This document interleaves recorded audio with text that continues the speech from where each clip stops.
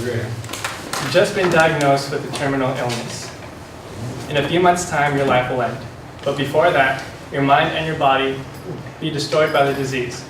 You'll become immobile, unable to get up and go to the bathroom on your own, unable to control even when you go to the bathroom. There will be constant pain, both emotional and physical, as your family members watch you become a shell of the person you once were. How many people here would prefer a peaceful, painless death before it ever got to that point? I know without a doubt that I would. Hi, my name is Ruben Sanchez, and today I'm going to tell you why doctor-assisted suicide should be legalized. To begin with, assisted suicide can give patients the choice to end and prevent further suffering.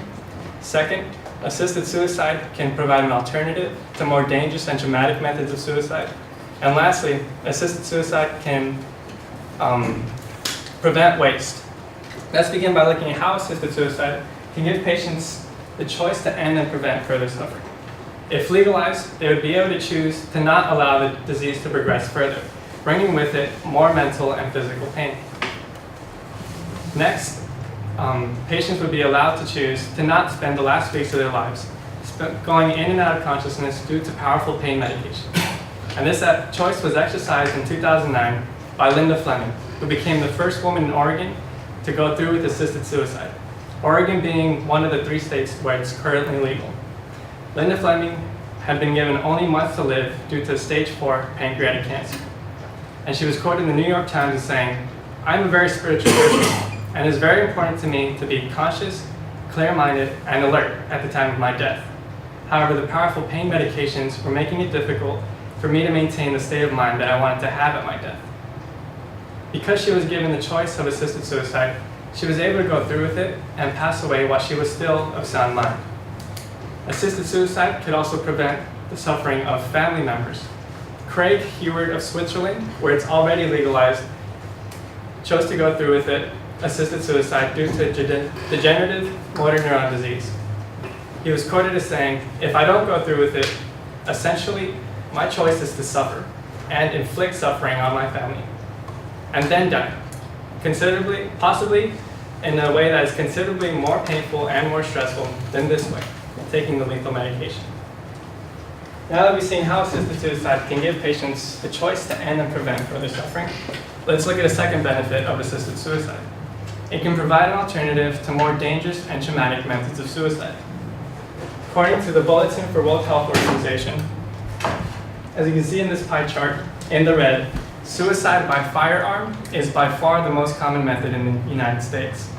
Now, a bullet to the head leaves a pretty gruesome scene for family members to walk in on.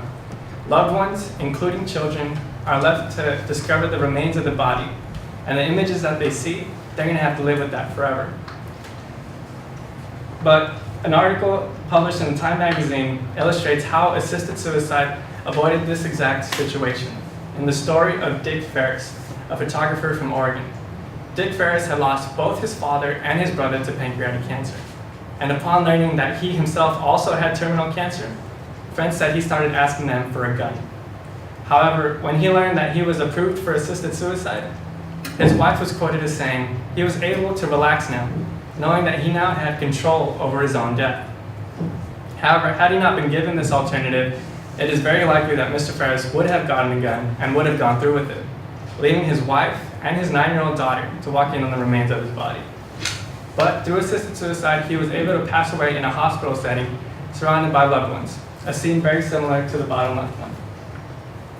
Now we've seen how assisted suicide can first give patients the choice to end and prevent further suffering, and second, provide a safe, responsible alternative to more traumatic and dangerous methods of suicide. Let's look at how assisted suicide can prevent waste. Assisted suicide can prevent waste by allowing doctors and nurses to move on to other patients. If a patient is of sound mind, they should have the right to death. And should they choose to do so, assisted suicide will allow doctors and nurses to move on to other patients that have both the will and ability to survive. This increases the chances of survival for those who have not yet been given a death sentence due to their disease. Assisted suicide can also prevent the waste of vital organs. In the graph at the top right here, according to modern healthcare, there are over 120,000 Americans currently on the organ transplant waiting list. And there's an average of 20 of these patients dying every single day because they couldn't get a transplant soon enough. And oftentimes, there are several vital organs in terminally ill patients that are in perfect working order. However, as more time passes and the disease progresses, more and more of these organs become unviable for transplant.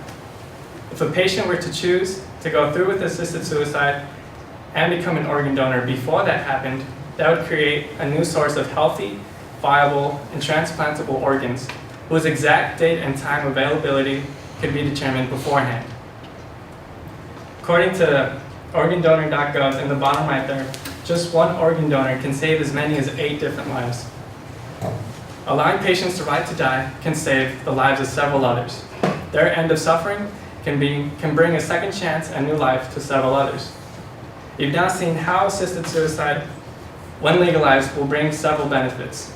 The first of which is it will allow patients the choice to end and prevent further suffering.